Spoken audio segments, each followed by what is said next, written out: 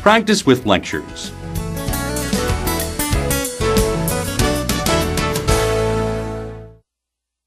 A.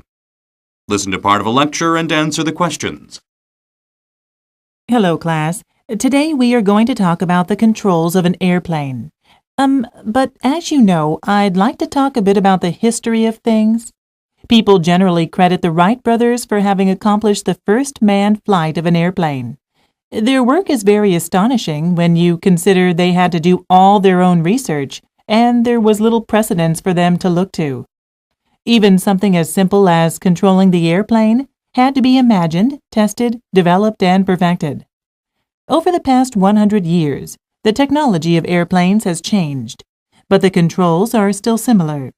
Today, airplanes have three basic turns: turning up and down, turning left and right, and spinning. Airplanes turn by manipulating fins that are designed in their wings. When a pilot moves the fins in the airstream, they react with the air pressure to turn the aircraft. You see, an airplane has three axes. A turn in the lateral axis can make the plane move up or down. A turn in the longitudinal axis can make the plane spin or roll. The third axis is the vertical axis. This turns the plane left or right. Each axis has its own set of fins on the aircraft.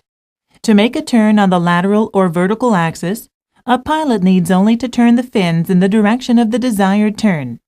For example, if the pilot wants to turn left, he would turn the vertical axis left. The airstream that flows around the aircraft would change, and the aircraft would turn right. In order to turn on the longitudinal axis, the pilot must do something a little different.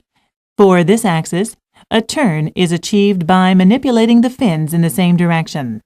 To achieve a spin, the fins go in opposite directions.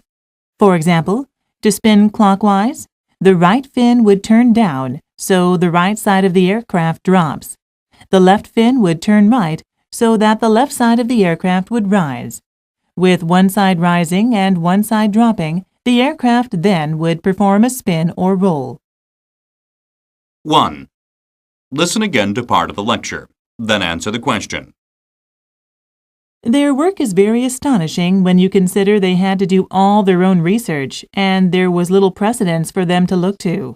Even something as simple as controlling the airplane had to be imagined, tested, developed, and perfected. What can be inferred from the speaker's statement when she said this? Even something as simple as controlling the airplane had to be imagined, tested, developed, and perfected.